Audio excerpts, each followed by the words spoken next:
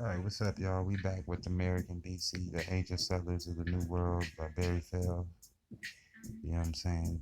Get what you can, you know what I'm saying? Don't take everything literal, but understand what he's saying. A couple of things in this book American Enigma and its solution, America's oldest archives.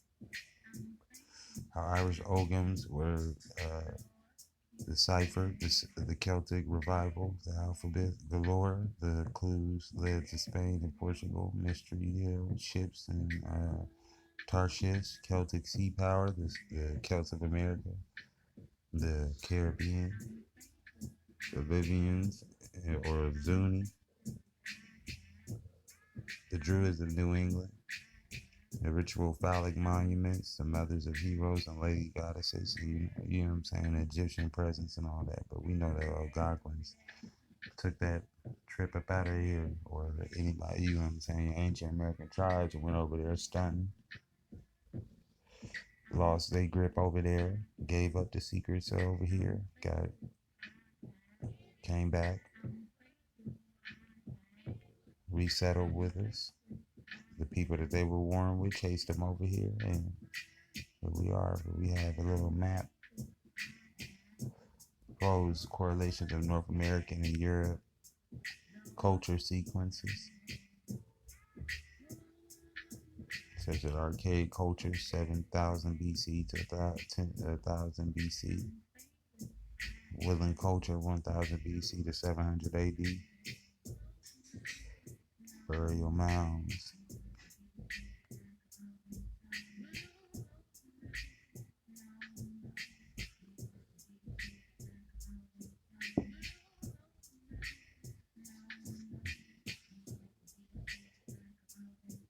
Okay.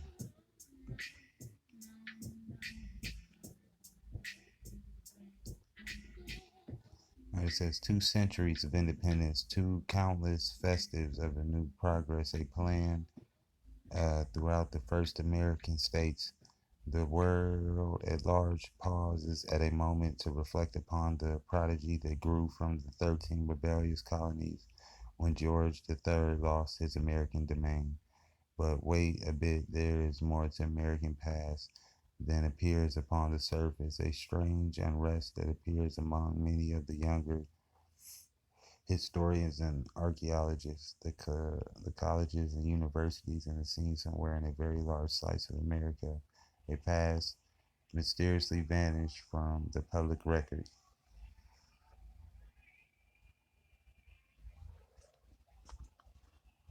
Okay, the public records. For how else can it be explained that ever swelling from the public records and explain the ever swelling part of the United States and Canada, Latin America? The inscriptions are written in various European and Mediterranean languages and alphabets to date from 2,500 years ago.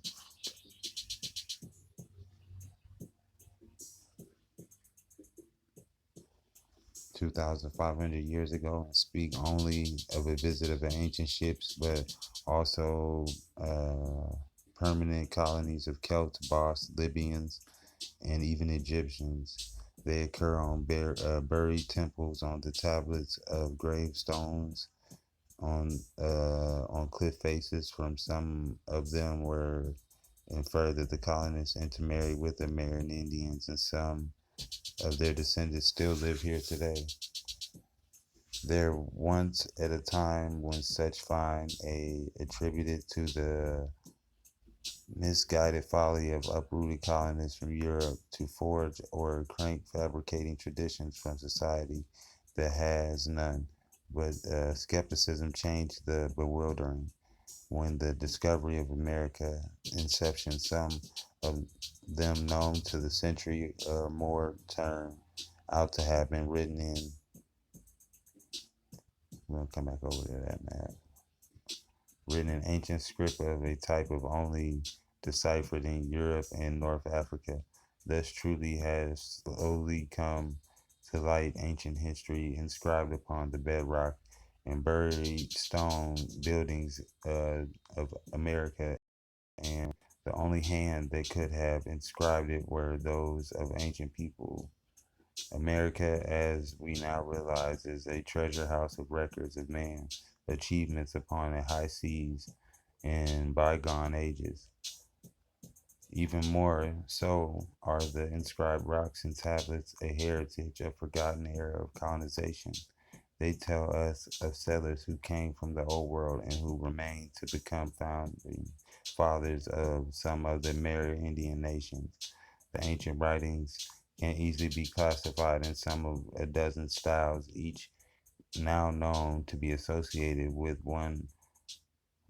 or one other or several ancient whose languages have been in part rediscovered, new inscriptions and being discovered almost every day from localities thousands of miles apart, usually under circumstances that preclude any possibility of fraud. The book gives the plain facts about the inscribed stones together with an explanation of how the messages are being deciphered and what they tell us about the people who wrote them and how they came to be in the Americas. So some 2,000 or 3,000 years ago, but it's also many hopes that something more than just plain facts or research may find it way into the pages. Something of the simple joys share the discoveries for what was used and finding something new. If there is no one to tell something of a good championship of men and women who contribute so much of their time and knowledge to exploring the backcountry hills or searching cliffs of offshore isles for long forgotten carvings made by ancient mariners and something to of our occasional disappointments, for it has not been easy roads all the way, and sometimes it has demanded more than the usual uh, modicum of good humor and temper and patience with tendency. Part of their remarkable hereunto unsuspected facts have came into light this past summer of 1975 in the course of archaeological survey in New Hampshire and Vermont. The hundreds of inscriptions among the ruins attest to the vitality of Celtic civilizations in pagan times and tell a wonderful story of Europeans that lived in the Bronze Age, where they get that bronze from, America. One of the first seasons' work has yielded on hints of fate of Celtic kingdoms, and this book relates what we have been able to find of the first 1,000 years or so of their settlement in North America. About 3,000 years ago, a band of roving Celtic mariners crossed the North Atlantic to discover and then to colonize North America. They came from Spain and Portugal by the way of the Canary Islands, sailing for trade winds as Columbus also was to do long afterwards. The advantage of the route is that the winds favoring the crossing from the east. You see, we got this map over here. It has this little key over here talking about the Egyptian hieroglyphs, the Celtic Ogam, the Iberian Punic script, the Libyan boats, mining, and the Ba script.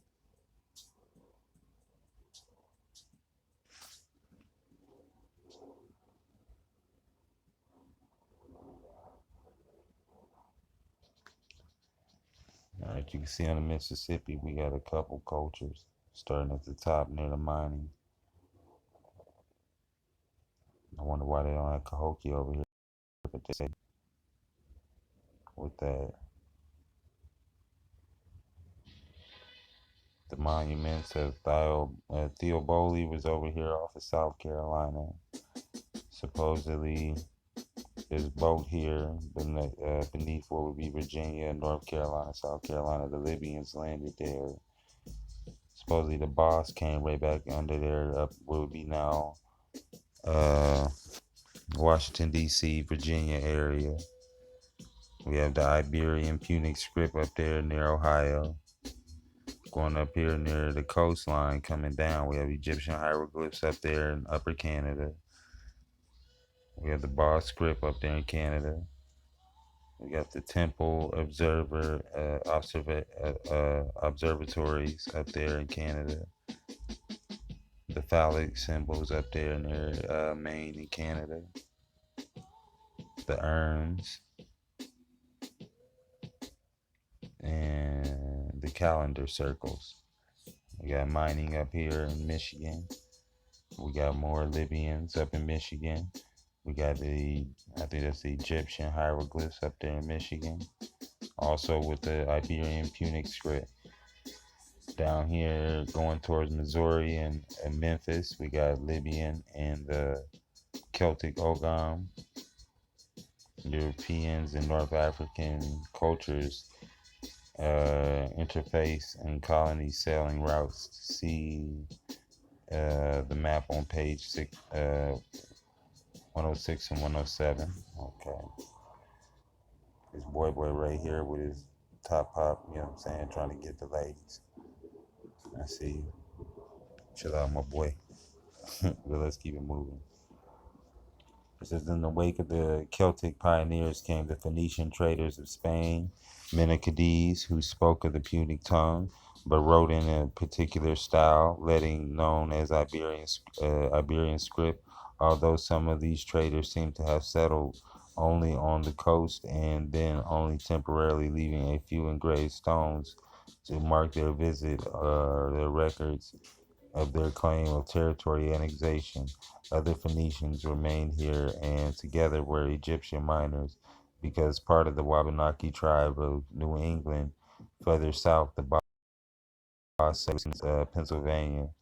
So, I guess I'll say that's your Germantown, and established a temporary settlement there, leaving, however, no substantial monuments other than grave markers bearing their names further south. Still, Libyans and Egyptian mariners entered the Mississippi from the Gulf of Mexico, penetrating inland to Iowa and the Dakotas and westward along the Arkansas and Seminole River, all right, to leave behind inscribed records of these presence of Norse and Basque visitors. But we know the Norse and the Basque, like we're going over with Columbus and them, that's his ancestry. This is how they got the route of supposedly the Queen of Sheba, sailing route of Queen of Sheba is what they called it. We'll get that. The visitors reached the Gulf of St. Lawrence and introducing various mariners' terms into the language of the northern Algonquin Indians.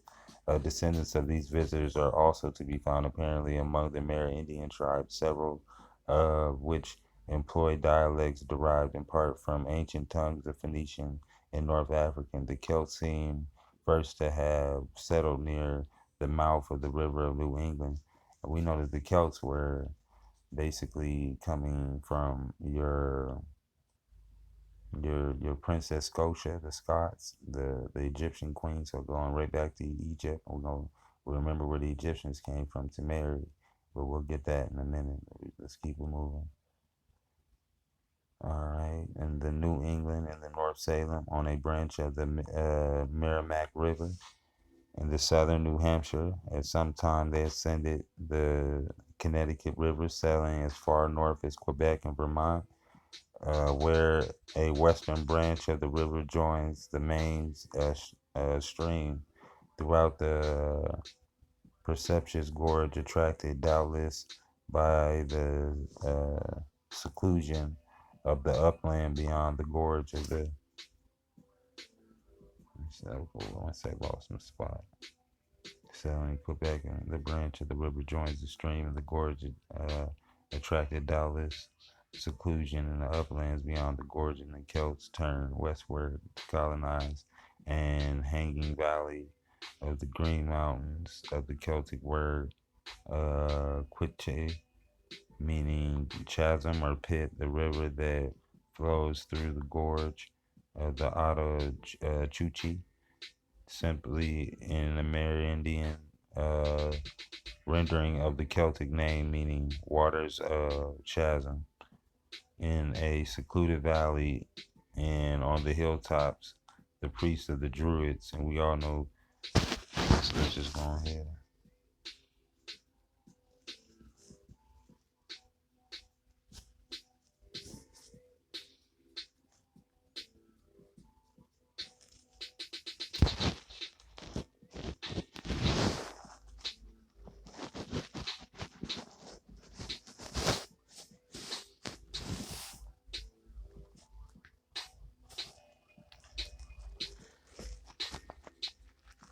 It says the Grimaldi African man is known to have occupied Europe in ancient times. Blacks have been living in Britain from prehistoric times to the present era.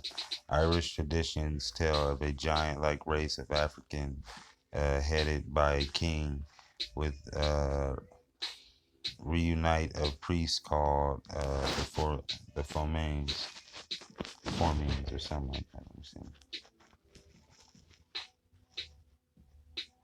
They were the Fomorians are a supernatural race of Irish mythology that often portrayed as hostile and monstrous beings who came from under the sea. So, like I said, they're always seafarers.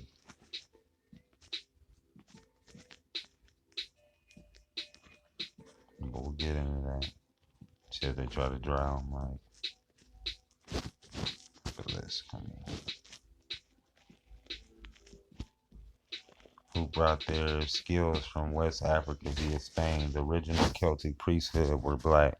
The white Druids had nothing to do with the construction of Stonehenge since it predated their emergence by several centuries. The Roman historian Tacitus mentioned the dark complexion and unusually curly hair of the Ciliares, or the Black Celts, who believed migrated from Spain with Julius Caesar invaded Britain. He met these black. Julius Caesar's army was uh, itself composed of prominent blacks. In fact, blacks have served as Roman emperors on a number of occasions. The Scots are themselves of black origins. Ireland was once known as Scotia Magna. Yeah,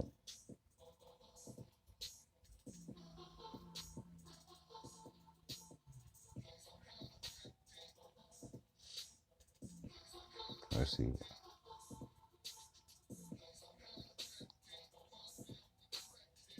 All right, it says Scotia Magna and Scotland were also called Caledonia until about the 3rd century AD when the tribes invaded Caledonia and the name was changed to Scotia. The Irish are said to have derived from the name Scotia, the daughter of Egyptian pharaoh named Scotia, as we said before. Boom. So we see that ancient connection of them going back to her.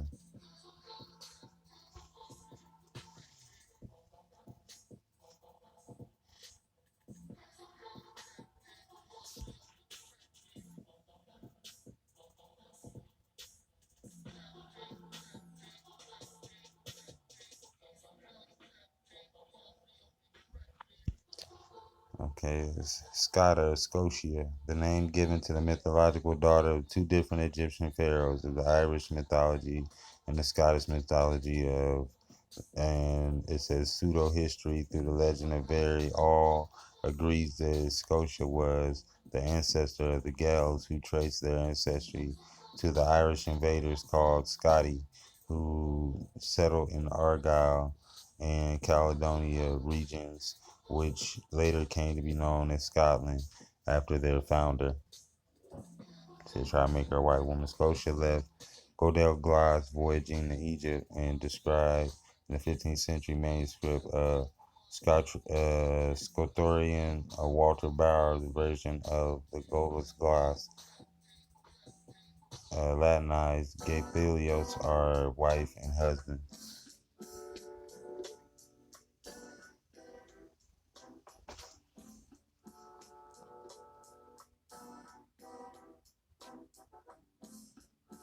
Furrows the sacred band.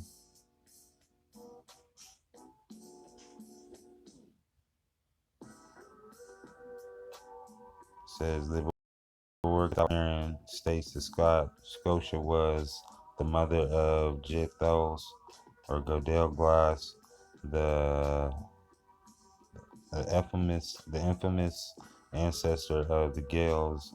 Godel's mother was the daughter of an Egyptian pharaoh named Singris, and the name found only in Irish legends. Mary Godel's father, Newell, son of Phineas Farsad, instead identified as the son of Gomer, a Babylonian who traveled to Scythia after the collapse of the Tower of Babel. Noel's son Phineas returned to Babylon as part of the effort to study the confusion of languages. He was a scholar of languages and was invited by the pharaoh Singris to Egypt to take Scotia's hand in marriage. Scotia, Noel's son Godel, is said to have created the Gaelic language by combining the best features of the 72 languages then in existence, and Fordern's early Scottish version of Githel's, as he calls Godel Glass, is the son of a certain king of the countries of Greece, Nelus or Helios by name, who was exiled to Egypt and took service with pharaohs, marrying Pharaoh's daughter Scotia. The Labor Gabala Aaron described him as a Scythian. 12th century sources state that another Scotia was the daughter of the Egyptian pharaoh contemporary with Moses. Scotia married Noel's son Githelios and the founder of Scotia and Gales after they were exiled from Egypt. Other manuscripts of the Laborgals Aaron contain a legend of Scotia, who was the wife of Godel's descendants, Mil of Spain of ancient Iberia. And the Scotia's grave is famous landmark and land in Munster.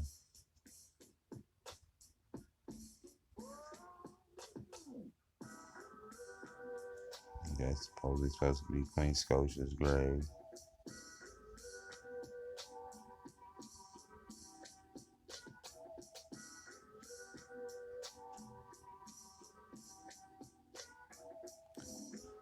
Scotia was the wife of Milcilius, the mother of 6 sons. She was killed in battle with the legendary Tatu Dedan, meaning the folks, and the goddess, also known in earlier name as Tuatha, tribal gods, a supernatural race of Irish mythology.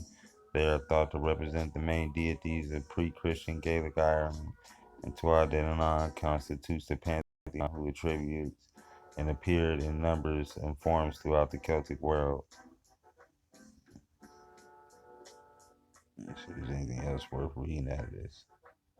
Recorded by Christian monks who modified the extent. They also depicted the Tuatha as kings and queens and heroes of the distant past who had supernatural powers. Other times they were explained as fallen angels who were neither good nor evil. However, some medieval writers acknowledged that they were gods. They also appear in tales that set centuries apart, showing them to be immortal.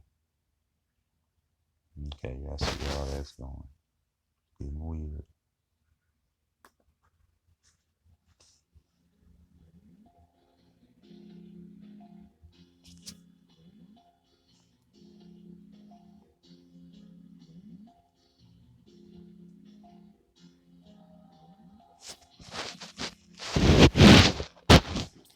It says Bissett's wanted to legitimize Scottish as opposed to English accession to the throne. When Alexander III of Scotland died in 1286, at his coronation in 1249, Alexander himself heard his royal genealogy recited generations back to Scotia. Bissett attempted to legitimize a Scottish ascension by highlighting Scotia's importance as the transporter of the stone of Scone, the stone of Scone, also known as the stone of destiny, and often referred in England as the coronation stone, is an oblong block and a red sandstone that has been used for centuries in the coronation of the monarchs of Scotland. It's also known as Jacob's pillow stone and Tansit stone and the Kalana Simina in Scottish Gaelic. Historically, the artifact was kept at a known ruined Scone Abbey in Scone near the Perth, Scotland, having been brought there from Lona by Kenneth McAppen circa 1841 AD after forced removal from Scone during Edward I's invasion of Scotland in 1296. It was used in the coronation of the monarchs of England as well as the monarchs of Great Britain, lately, latterly of the United Kingdom from the Treaty of Union. Uh,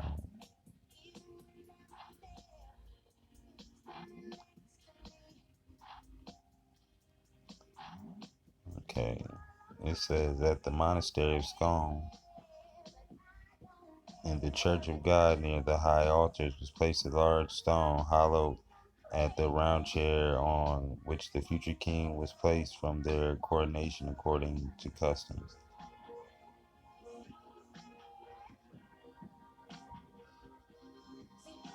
It says the Island of Destiny is one of the traditional names of Ireland. Other legends place the origins of the stone in biblical times and identify it as the Stone of Jacob. The Stone of Jacob appears in the book of Genesis as the stone used as the pillow by the Israelite patriarch Jacob at the place later called Bethel, as Jacob had a vision in his sleep and concentrated consecrated the stone to God. More recently, the stone has been claimed by Scottish folklore and British Israelism.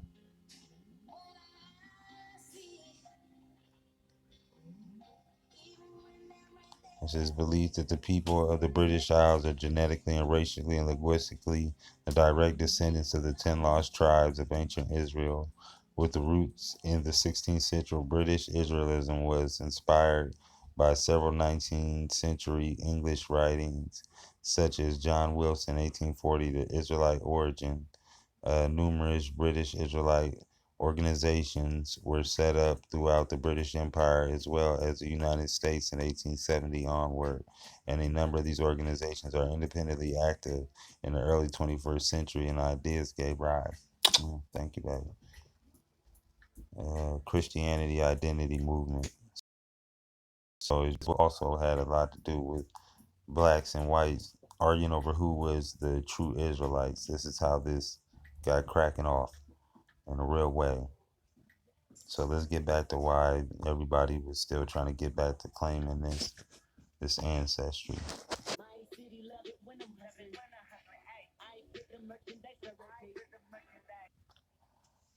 It says they coexisted with the Atlantean civilization, and there is reason for that. Certain author admits that the Atlanteans were the people who invented civilization. Excuse me. Over time, spread their civilization and ways and life around our Earth. Now, none of us openly claim that the Atlanteans of 11,500 years ago were the people who discovered civilization and benefits to all, because the Atlanteans were obviously not the only nation people in existence 11,500 years ago, but their civilization does surround the entire world now. And I believe those authors are trying to tell us something, which can only mean it's about their technology. Their technology is what we have inherited. Be it however, we have made incredible advances, which are obviously greatly superior now. Now, the real truth concerning exactly how advanced the Atlanteans were 11,500 years ago, the island mentioned in the story of Atlantis, which was in front of the Straits of Gibraltar, is, of course, North America, which is a good 3,000 miles from the Strait of Gibraltar. If you sailed 3,000 miles during the ancient times, is more than just remarkable. In fact, it might be considered a very hard to believe, yet I believe the Atlanteans of 11,500 years ago were confident and experts at sailing, and they had no second thoughts about sailing all the Earth's oceans. That is what leads me to believe that certain authors who believed in the Atlantean people civilized the earth were very advanced in other technologies and fields are absolutely correct, as those people who believed the Atlantean civilization was so advanced that they knew of the inventions of our modern times, such as electricity, cameras, and medicine, or even the Atlanteans were more advanced technology than we present than present time are.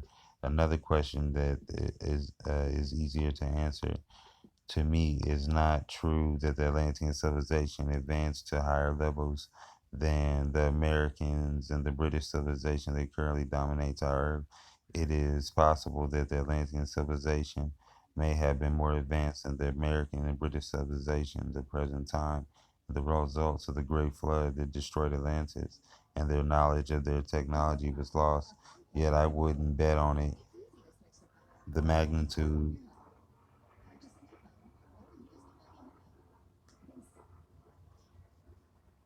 Okay, my bad, y'all. At present time, a great flood destroyed. And the magnitude of that flood was so great that it destroyed all the Atlantis, which of course was located in eastern North America, as we know.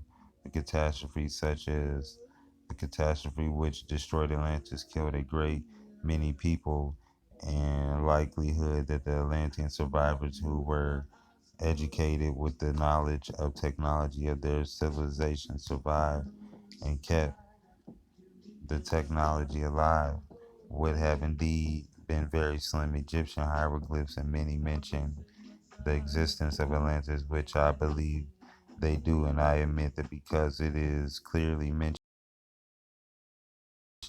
the advanced civilization of 11,500 years ago.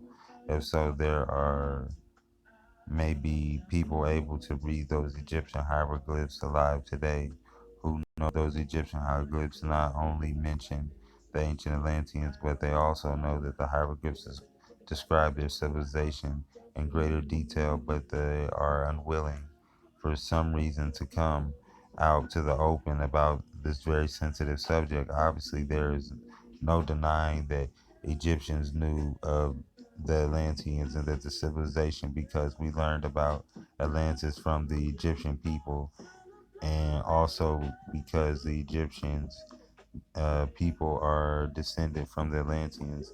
If the Egyptians recorded in the great detail of civilization of the Atlanteans and their inventions and ideas that they still there in Egypt on the monuments of that ancient land, unless the Europeans of 200 years ago destroyed the evidence to cover up the historical information that the Europeans of 200 years ago did not want known.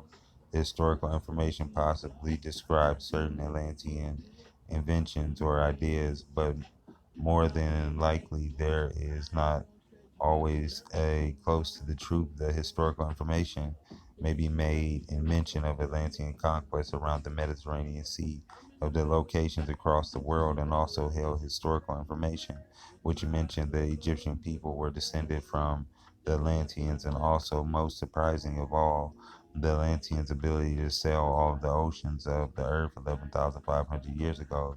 Either way, we tried to decipher it. The white world information that may point that the Atlanteans are the real discoverers of today's technology, which I believe is not the truth of the information that points, of course, the Atlantean abilities, of course, is the truth. And I realize the Europeans do not care to let this be known. They obviously don't like the subject. That certain people, including possible that white Europeans were descended from the Atlantean human evolutionary course, that information alone will upset white Europeans who stubbornly believe that all races descended from black Bushmen people of Africa. It is most likely that the white destroy or are concealing from the world the historical information about the Atlanteans who described in great detail the origins of the Semitic people, including that the ancient Egyptians and the first Egyptians, as well as certain other peoples among them, white Europeans themselves. It is easy to understand why the white Europeans choose very long ago to conduct themselves in a manner. I believe after the white Europeans discovered the Rosetta Stone, with the white Europeans directly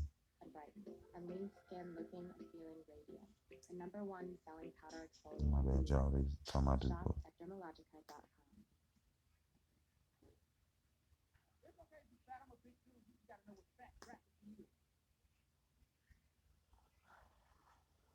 All right.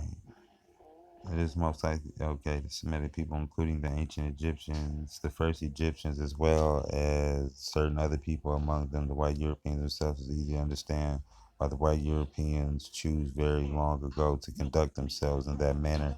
I believe after the white Europeans discovered the Rosetta Stone, that the white Europeans deliberately let it go to their heads, but only for this one simple reason. They knew that the Egyptian hieroglyphs at the moment throughout the Egyptians mentioned Atlantis, and though I may be wrong, I am slightly a bit suspicious that the modern world we know now, and others, some of it came into existence as a result of the uh, decipherment of Egyptian hieroglyphs and writing, and my suspicions are directly linked to those few people who believe that the Atlantean civilization was very advanced. They are strongly suggesting some important, of course, yet I am only suspicious.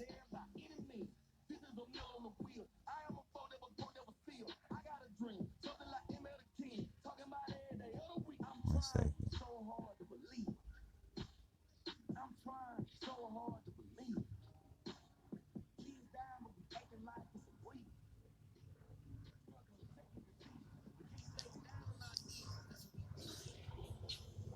My bad, it's plane flying overhead. I don't know if y'all can hear it, but I'm trying to wait for it to go. This motherfucker flying in slow motion.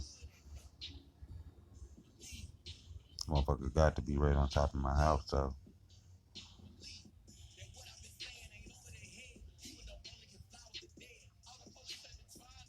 It says it's slightly a bit suspicious in the modern world we know now. Only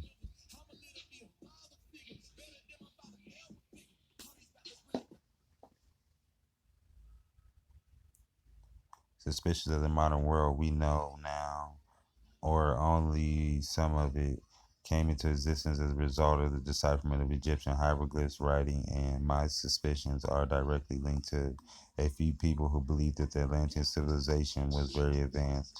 They are strongly suggesting something important. Of course, yes, I am only suspicious, and in fact, I am more a disbeliever than anything else. But we must not forget that they are truly attempting to tell everyone what appears as the truth about Atlantis. White Europeans have been fascinated about the Egyptians and their ancient civilization since the days of the Greeks and Romans, and even possibly well before the time of the Greeks and the Romans. But the time of the rise of the first great European civilization, the Egyptians were already very ancient. Indeed, so ancient that I do not believe that the historical timetable for Egyptian civilization that presently is accepted by most as the correct historical dates for the Egyptian civilization.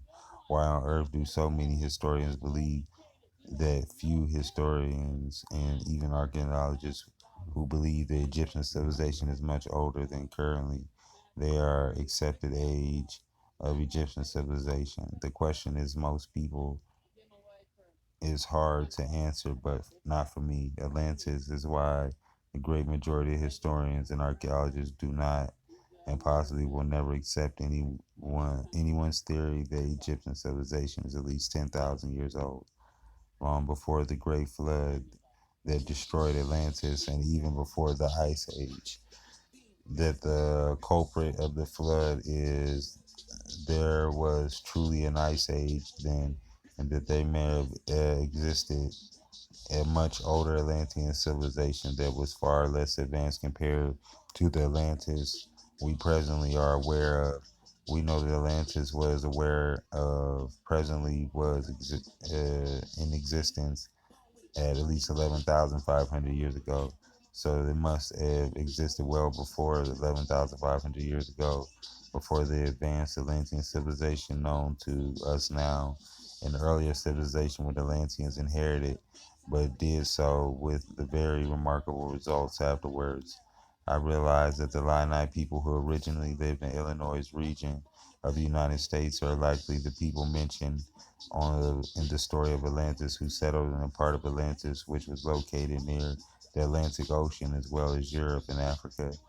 Who knows that may have first settled the region of North America as long as 15,000 years ago and even further back in time.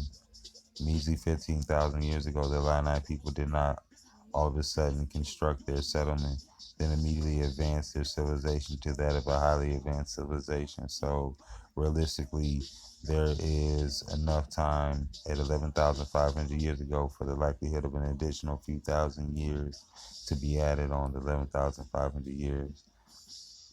We presently know that the age of the Atlantean civilization to be, however, the first few thousand years of the Atlantean civilization was obviously nothing resembling the Atlantis. So we know by the presently Cahokia, which is located near the present day St. Louis of Missouri, is an ancient Native American settlement historians apparently believe is no more than 2,000 years old.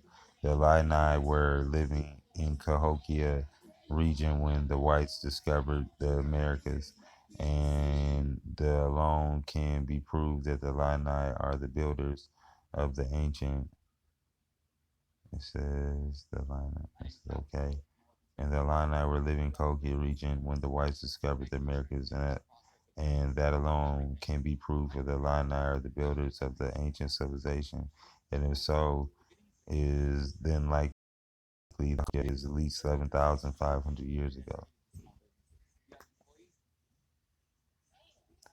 But in reality, it is probably much older. Apparently, though, the Ojibwe have a belief that they originally lived westward, and strangely, it is likely the truth from the Illinois region. The Illini likely migrated into the northeastern United States and the eastern Canada anywhere from 11,000 to 5,000, 11,500 years ago to 20,000 years ago, bringing their primitive civilized lifestyle with them, which would eventually evolve into the highly advanced Atlantean civilization. Ojibwe civilizations were known to be existed 11,500 years ago. Not as for the many Atlantean settlements left behind, the Atlantean evacuated them. Their fate was obviously similar to that of the settlements of the civilized settlements destroyed by catastrophes and particularly floods and evidence along eastern Canada Atlantic. They got pushed down into Omex, ended up leaving and going down further south. We'll get into that book too. I don't want to read y'all head off. Let's see if we can. So it was likely initiated Atlanteans to explore the earth was an adventure, but probably more so greed for wealth to be gained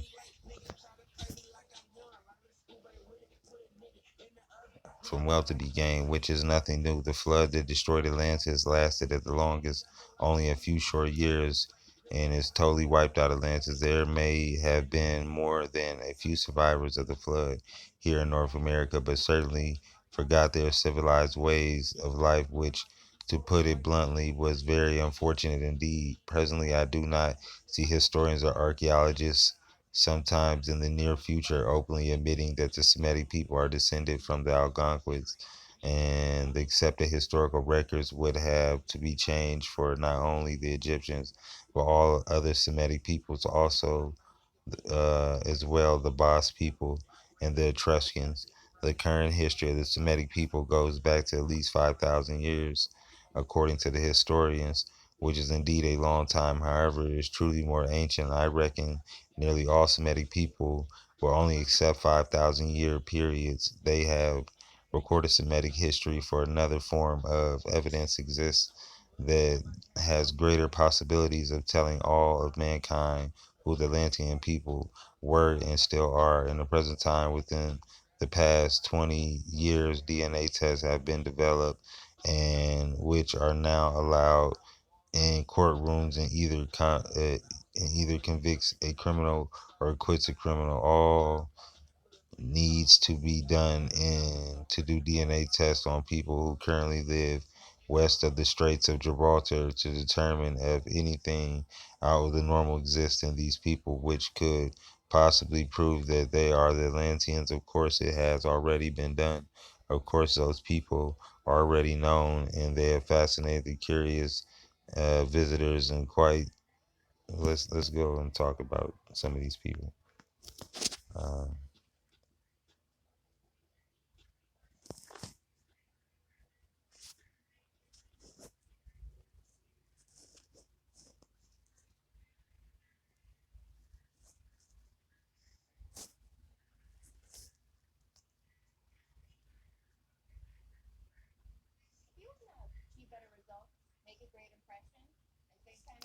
says a descendant of Adam found in South Carolina.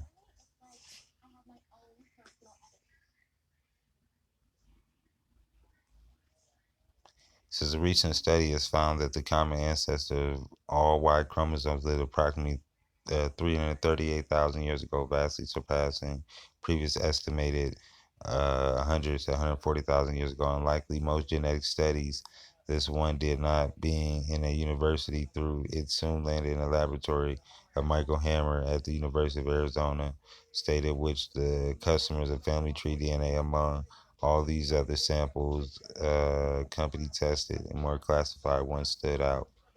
Pair, submitting the relatives of Albert Perry, an African American from South Carolina, this Y chromosome was like none seen before.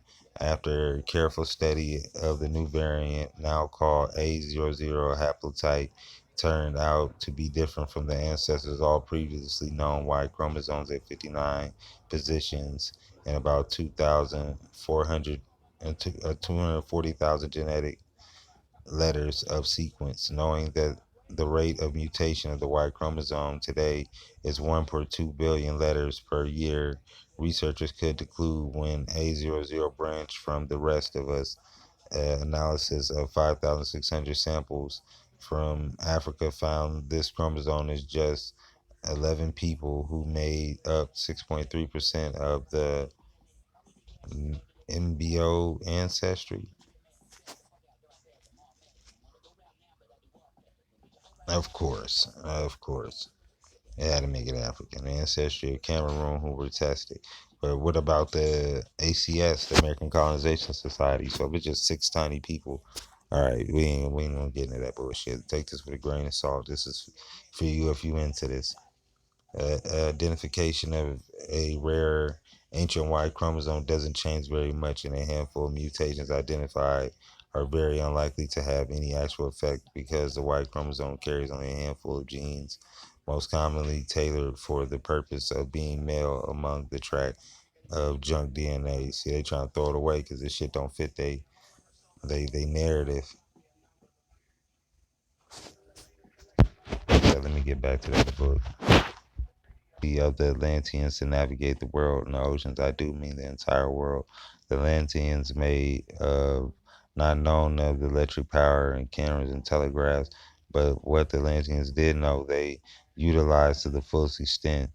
They certainly were great builders of ships, which were constructed for the purpose of navigating all the world's oceans, and no one can deny that. For their tools they used everyday life were certainly new of metals such as copper, bronze, and even possibly iron. The Atlanteans definitely knew how to make cement and concrete. The discovery of mortar, of course, the belief of archaeologists and Egyptian pyramids were not constructed of cement or concrete, but a bunch of bull, of course. Certainly, we will accept that the Atlanteans knew exactly how to create clay bricks and even fall, more importantly, how to create the mortar which they used along with the clay bricks for the Atlantis story, which known as the Atlanteans. Some of them had not had hot and cold running water, and may have been possible that the Atlanteans were fortunate enough to have had had to have pleasure of indoor plumbing, but we know better. At the present and the most time of the world's human population does not have indoor plumbing. Because the Moors occupied Spain in 711, and when they described as an African army crossed the Straits of Gibraltar from North Africa, the Moors, led by Tariq Zayed, or whatever the fuck dog name is, invaded the Iberian Peninsula and Andalusia when Spain was still under the rule of the Visigoths. The Moors were able to come back to get their shit. The occupations lasted from almost 800 years ago, affected the Spanish language and even the music and scenarios and introduction of flamenco. Health and hygiene was among a list of the Moorish properties.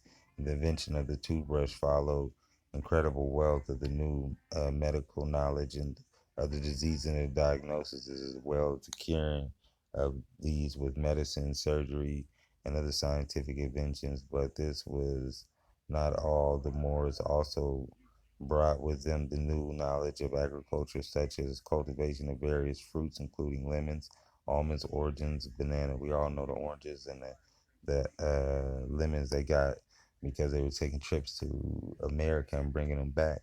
Because we know Hercules, the story of this, the story of Hercules and my man.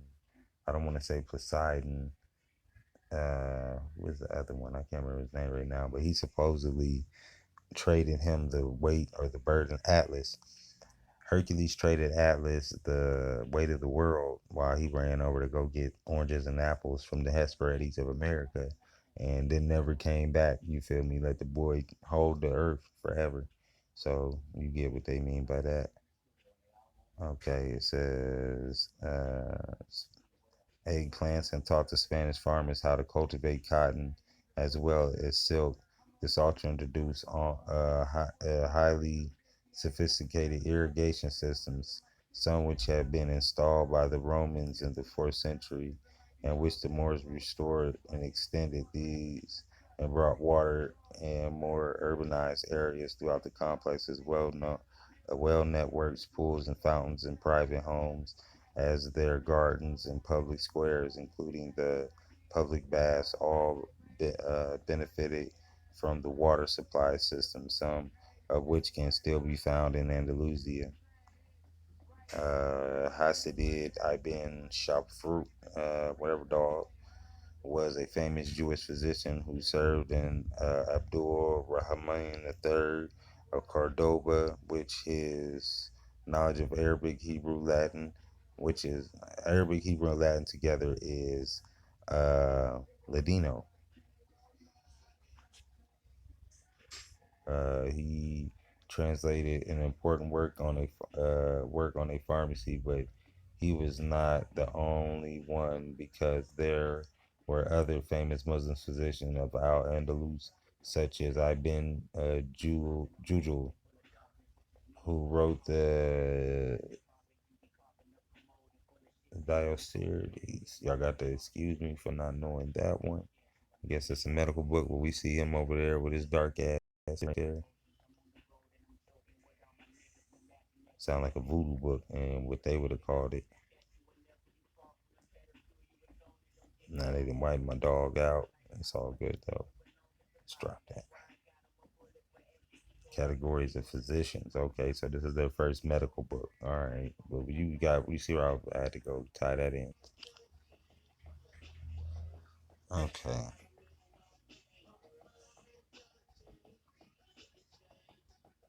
says Mesoamericans in a geographic of an area stretching from North Panama up into the desert of central Mexico, although marked a great topographic, linguistic, and cultural diversity of the region, cradled a civilization. A civilization was similar in characteristic of Mesoamerica, were polytheistic. Their gods possessed both male and female traits and demanded blood sacrifices of enemies taken in battle, or the ritual bloodletting of corn or maize, domesticated by 5000 BCE. From the basis of their diet, the development of mathematical systems, and built huge edifices and deceived all calendars of the actual predicted eclipses and solstices, and that priests and astronomers used to direct the planting and the harvesting of crops. Most important for our knowledge of these people, they created the only known written language in the Western Hemisphere. Researchers have made much progress in interpreting the inscriptions on their temples and pyramids throughout the area. Had no overreaching political structure. Trade over long distances helps diffuse culture. Weapons made of obsidian, jewelry crafted from jade, feathers woven into clothing and ornaments, and the cocoa bean. They were whipped into chocolate drinks from the basis of commerce. The mother of the Mesoamerican culture was Olmec civilization.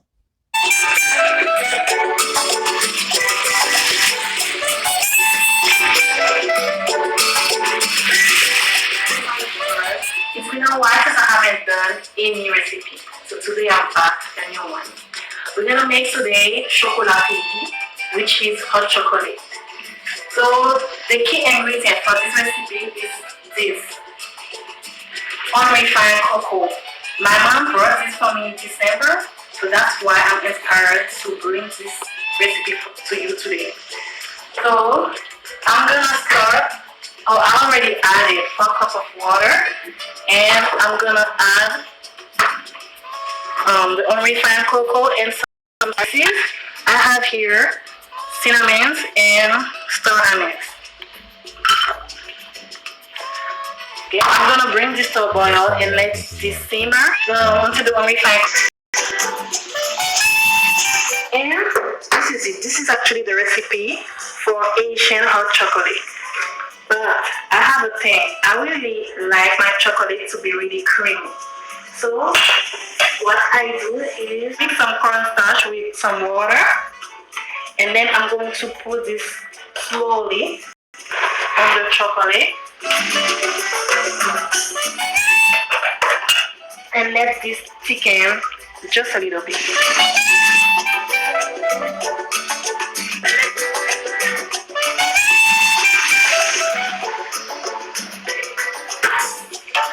You'll have to wait again. So this is ready, guys. If it gets too thick, you can add some milk in this again. A cocoa tree right out here. You see them lemon? So they're the yellow ones. They look like footballs. Oh yeah, right up there. Lemon. Yeah. There are some near that come here. There's some near, see some up there. Chocolate ball, you know? Chocolate ball, the one you see we have to put 19 on. Comes on this. That fruit there. And we are very conveniently located. Right at the yard. So they're all different colors. Like what? Which ones are the new ones and which ones are the ripe ones? Oh, well, I know.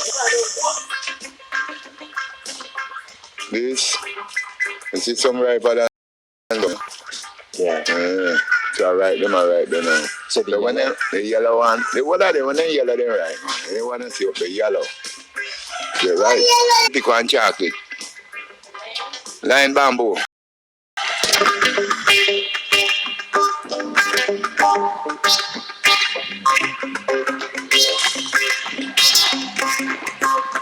Aha.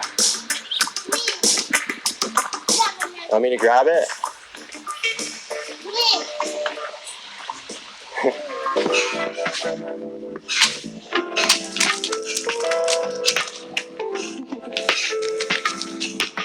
Nice. Is it nice? Yeah.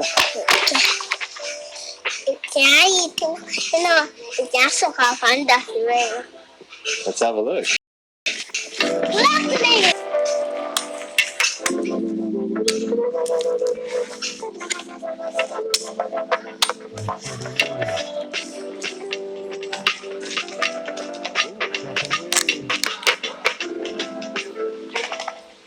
Whoa.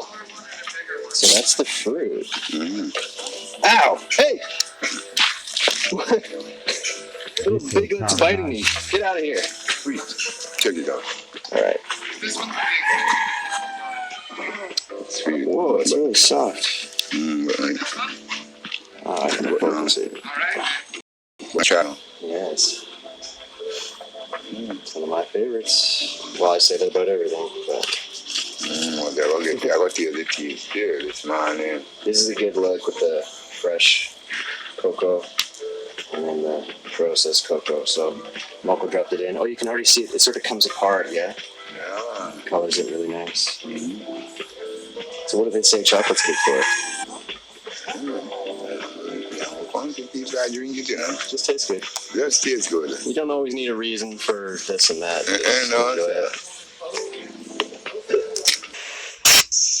What are two bots doing here? Flame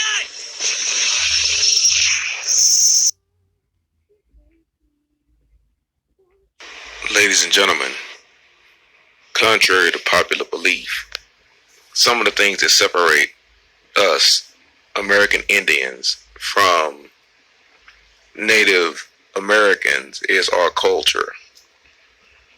American Indians, aka those that have been labeled as Negro, Black, Colored, African American, and all of the above, people of color, or whatever you want to be called today, whatever the flavor of the month is.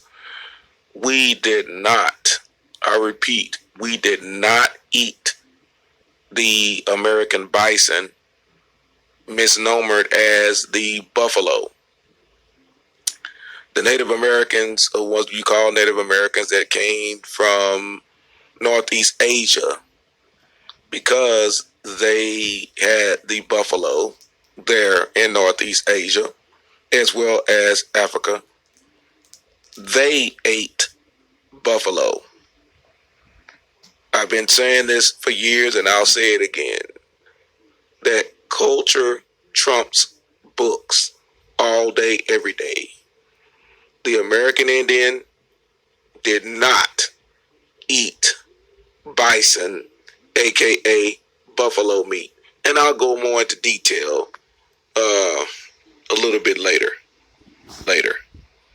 See y'all in a few. Flame on. In for a hurt buffalo butt. What did you call me? No, not you, mama. South American.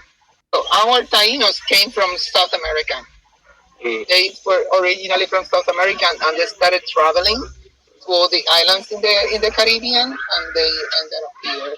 So you said originally Tainos came from South America. South America. Yeah. Okay, and I did that. I believe, I'm sorry, it was maybe 3 years ago that there was a she is Puerto Rican, and she was doing DNA research, and they've actually linked the Taino DNA from South America, and I'm glad that you brought that up. So science is finally catching up with history. Yeah. And it's don't give me the name of the river in South America. It's the Orisollo, I think. Don't hold me to that. I'll edit it now, but I think it's the Orisollo River in South America, to where the people that are still there, that they're testing the DNA from people here on the island to there, and they're matching up, and they're finding that it's the same people. So I'm glad that you mentioned that. Actually, it started from South America. Colonial Puerto Rico did not disappear entirely as previously believed. Historians believed the indigenous tribe called the Tainos were completely eradicated after Europeans arrived to the island during the 15th century, but now that's not the case. Researchers have found 3 genomes from ancient skeletons living in the DNA strands of living Puerto Ricans. With me now to explain this important discovery is one of the geneticists on the project, Maria Nieves Colon. Good to see you, Maria.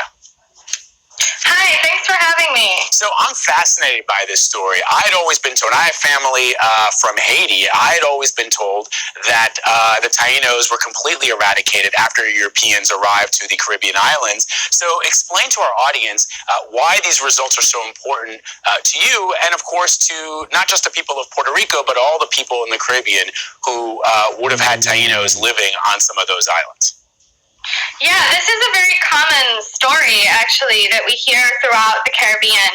And it stems from interpretations of the writings that European colonizers left behind. They talk about people on these islands being wiped out or dying out pretty quickly after colonization.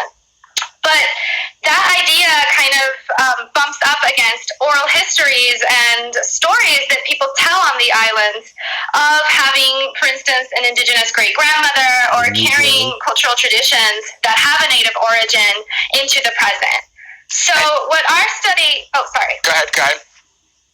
What our study looked at was the genomes of the ancient population to try to understand whether or not there was some genetic continuity that went hand in hand with the cultural continuity that we also see. And you spent 10 years doing that, working on this research, which is remarkable. So what are some of the biggest discoveries you were able to make over the course of your research? Yeah, so we found two main things with our study. We looked at the genetics of about 124 ancient people that lived in Puerto Rico, at least 1,000 to 600 years before European contact. And we found first that there was a genetic connection between these ancient people and present-day indigenous communities in the Amazon, which suggests that it was Amazonian people who initially kind of peopled the islands of the Caribbean. And we also found there was a partial genetic continuity between them and present-day Puerto Ricans. And I say partial because we did also find a lot of genetic diversity that was present in the past that isn't present today. So clearly there was a decline. But the fact that we found 3 sequences that persisted into the present day suggests that this wasn't a complete genetic extinction. You will find this deity with a glowing face or a sun face in a human body. This is what I'm going to say. I'm going to break down this. When you're talking to grandma, things will make sense. And when you use colloquialisms, you use certain things that people don't understand. In the words of Run DMC, not bad meaning bad, but bad meaning good. Because someone could look up bad in the dictionary. And when we used to say back in the 80s and 90s, like, oh man, that's bad. Those shoes are bad. Them Jordans bad. And someone that didn't know, be like, oh man, I didn't know. Are they horrible? Because they don't understand the verbiage. They don't understand our language. So, dealing with Inti, but still Auntie, was an Incan god, right? But I'm going to put in this other name so you can look up both. It's going to lead you back to the same thing. Ampu. Oh, and you're going to see that Ampu again and with an Egyptian deity. Oh my goodness. As I said before about dealing with the four corners. And the wise ones would say, hey, the energy from the heavens came here first in the order. I've given the order before. I won't do it today. I'm sorry. I don't mean to put a tease out there. But there was the order that the people came down in which they started building the pyramids. So now you can know who's who. And they telling you, they've always told you the order. And that order is now what science is finally catching up to what grandma was saying, to what all the elders were saying, to what all the wise ones were saying. Now, science is finally catching up. So I'm going to put this in the chat. So anyone that has studied Egyptian culture, you know about Ampu. You should know something about Ampu. So we're going to get back to that maybe at another time, but I also with that.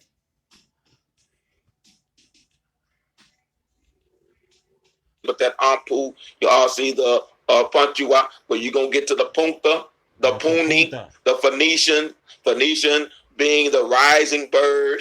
Now you're going to start to see some stuff. It's going to begin to make some sense. Was the Phoenix? Who wore the Phoenix? Y'all remember the restaurant El Phoenix? And then you go to Phoenix, Arizona. The 2 houses. That rising of the fiery bird that came up out of the ashes that everyone thought was dead.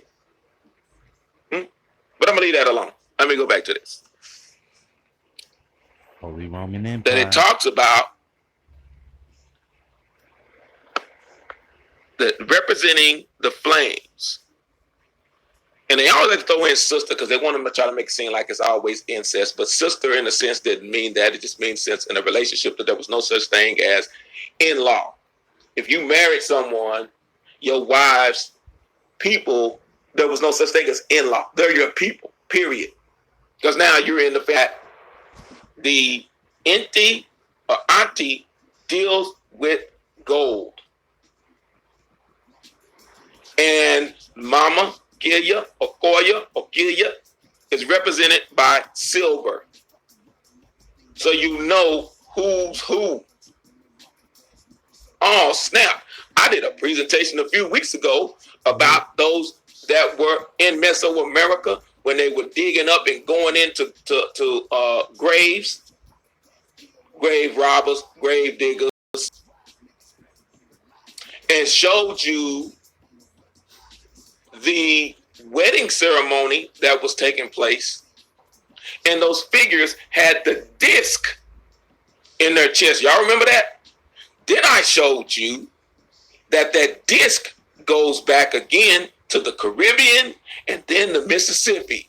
And I even gave the book and had.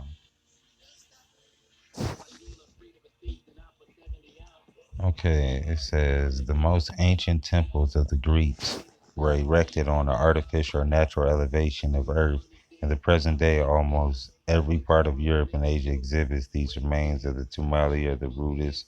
Those perhaps the most lasting of human works, the mausoleums, generally hold the next place of the temples, and what is remarkable, all nations in their wars have made the last stand in an effective consecrated to their gods and near the tombs of their ancestors. The arbiters of New Spain, like all works of the kind, answered the three purposes of the temple, of the fortresses, of the mausoleums. Can we entertain a doubt? But this was the case with those of the Mississippi.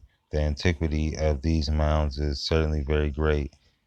This is not inferred for growth of trees, which prove an antiquity of a few centuries, but from a simple reflection, a people incapable of the work of requiring so much labor must be numerous, and in numerous works of stone or brick, the traces of which will remain for at least 8 or 10 centuries. The great mound of Cahokia is evidently 8 or 10 centuries. The great, evidently constructed, which as much regularity as any other Tecali of Spain, of New Spain, and was doubtless case with brick, was doubtless case with brick or stone and crowned with a building, but one of these no traces remain near the Mount of St. Louis. There are a few decaying stones, but which may have been casually brought there. The pyramid of Papa Tallulah in the northern part of the intendancy of Veracruz, unknown to the first conquerors and discovered a few years ago, was still partly cased with brick. We might be warranted to considering the mounds of the Mississippi more ancient than the Teocalli. In fact, worth of notice, although the stage is still plain in some of them, the graduation of steps have disappeared in course of time, and rains have washed them off. The pieces of obsidian or flint are found in great quantities near them. In the case of the teocalli, some might be startled if I should say the mounds of the Cahokia in the ancient is as ancient of those of Egypt. The Mexicans possess but imperfect traditions of the construction of their teocalli. Their traditions attributed to the Toltecs or to the Olmecs, who probably migrated from Mississippi, who will pretend to speak with certainty as to the antiquity of America. The races of men who have flourished and disappeared, of the thousand revolutions which Like other parts of the globe, it has undergone. The philosophers of Europe, which narrowness and selfishness of mind, endeavors and desperate disappreciate everything which relates to it. They have called it the New World as though its formation was posterior to the rest of the habitable globe. A few facts suffice to repel this idea. The antiquity of her mountains, the remains of the volcanoes, the antediluvian tracks, the wearing away of cataracts, and etc., and the number of primitive language greater perhaps than in all the rest of the world, besides the use of letters and the discovery of mariners, compasses, the inventions of gunpowder, and the printing and of printing, have produced incapable changes to the old world. I have questioned much whether before the those periods comparatively recent there existed or it existed a nation more civilized than the Mexicans or Peruvians, and moreover, the Greeks or Romans in their most enlightened day were not superior to the Mexicans. We are told that these people sacrificed human beings to their gods. Did not the Romans sacrifice their unfortunate prisoners and their disbrave and the wicked pleasures compelling them to kill each other, which was sacrifice on the Amphibians to obtain a favorable win, an act of less barbarity than the sacrifice by the Mexicans of their prisoners on the altars to their gods. The Peruvians were exempt from the crimes, perhaps the mildest of the most innocent people that ever lived, and in the arts are much advanced and were the ancient Peruvians or Egyptians, and not only in the arts but even in the sciences. We even was ever any work of the old world superior to the two roads for Quinto and Cusco? Pardon me, sir, for troubling you with the long and perhaps tiresome letter dedicated probably dedicated probably by the vanity of the personally communicating my crude theories to one who should distinguish a place or a temple of ancient which belongs to every age and every country. 1000 to about 400 BCE, the Olmecs produced a number of major works of art, agriculture, pottery, sculpture. Most recognized are the giant head sculptures and the pyramids of Levanto. The Olmec built aqueducts to transport water into their cities and irrigate their fields and grew maize, squash, beans, tomatoes. They also bred small domestic dogs, which, along with fish, provided their protein.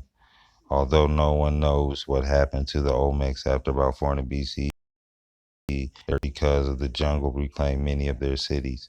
Their cities was based upon the Maya and the Aztec built. It was the Olmecs who worshipped the rain god, the maize god, and the feathered serpent, so important to the future pantheons of the Aztec who called him Quetzalcoatl, and the Maya who called him Kukulkan. The Olmec who developed systems of trade throughout Mesoamerica gave rise to the elite class. The decline of the Olmec, a city rose in the fertile central highlands of Mesoamerica, one of the oldest population center pre-Columbian America, and home to more than 100,000 people at the height of about 500 CE. Teotihuacan was located about 30 miles northeast of modern Mexico. The ethnicity of this settlement inhabitants is debated. Some scholars believe that it's a multi-ethnic, large agricultural, and resilient abundance of food allow the people to develop special trade and skills other than farming. Builders constructed over 2,200 apartment compounds for multiple families, as well as more than 100 temples. Among these were the pyramids of the sun and 200 feet and the Pyramid of the Moon at 150 feet near the Temple of the Feather Serpent's graves have been uncovered, suggest humans were sacrificed for religious purpose in the city.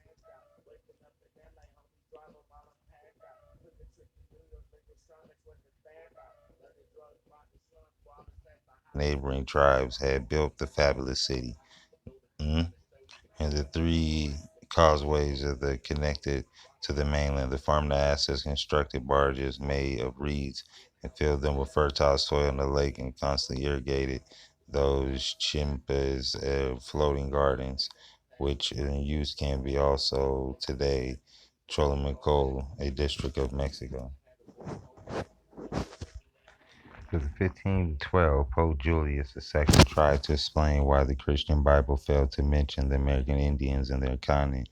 He declared that all the Indians were deceived and therefore human. Their ancestors were Babylonians who were expelled from the old world on account of their sins. God had apparently lost sight of them, and somehow they had managed to survive the flood.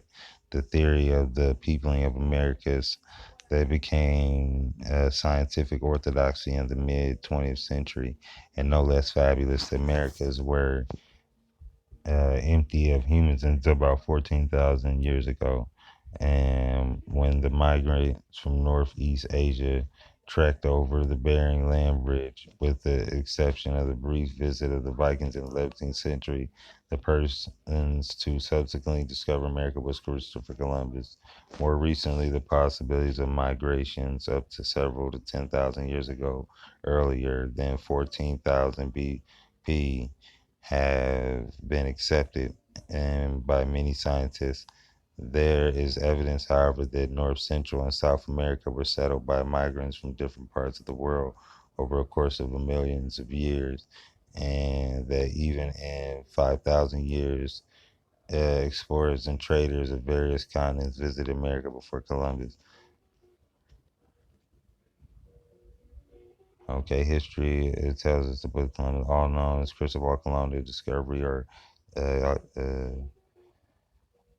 Zarko. What's my boy's name? Uh, Man, I wish I could remember it now. We'll get back to it. Convinced he had reached the Indies and the Spice Islands. On his way home, he visited King John II to boast of his success in the discovery of his shortcuts to Japan and the King Solomon's gold mines, but he was told that the voyage had only taken him to Antillia, or the Antilles, which was already known to the Portuguese, and that there was a mainland located directly south of these islands, and a continent known not shown the available European map at the time, according to the first century geographer Dioscorides Sicilius.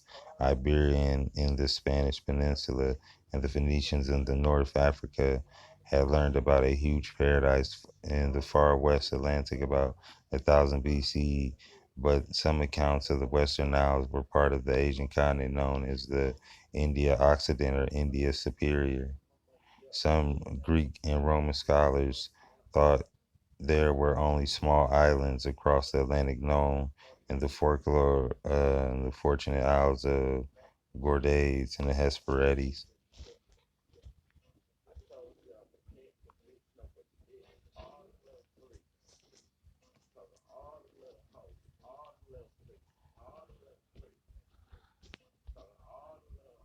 This is what they thought they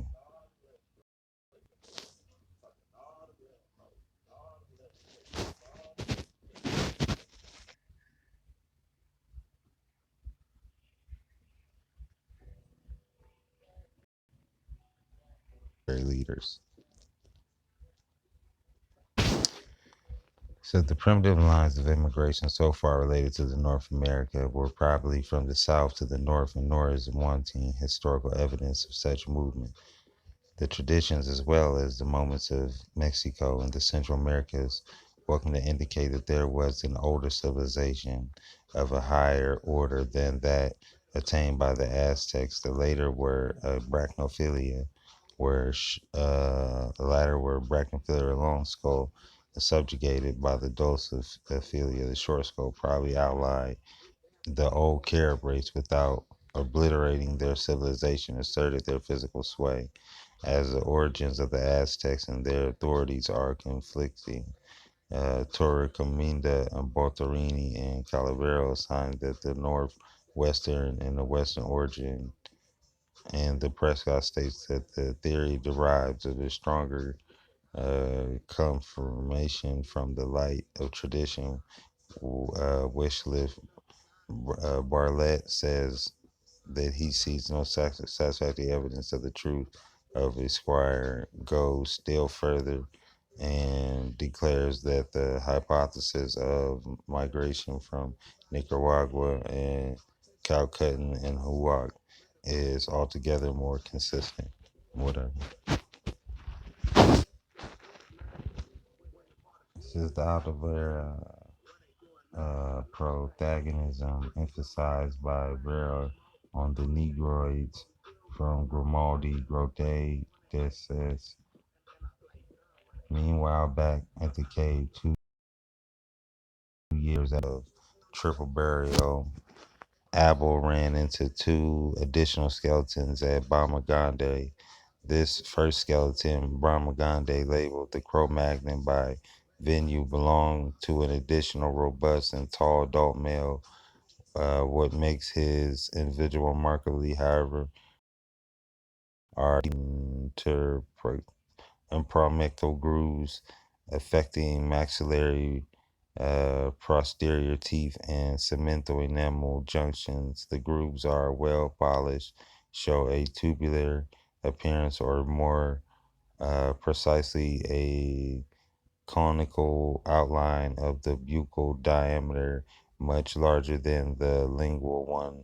Position, orientations, and shape of such grooves, also exhibited by other specimens from Grimaldi, Brahma Grande to Gorte de Infastes, are quite similar to those observed among other North American Indians, Grapana, Neanderthal, and Atapupa hominids. They are what? Are Negroid.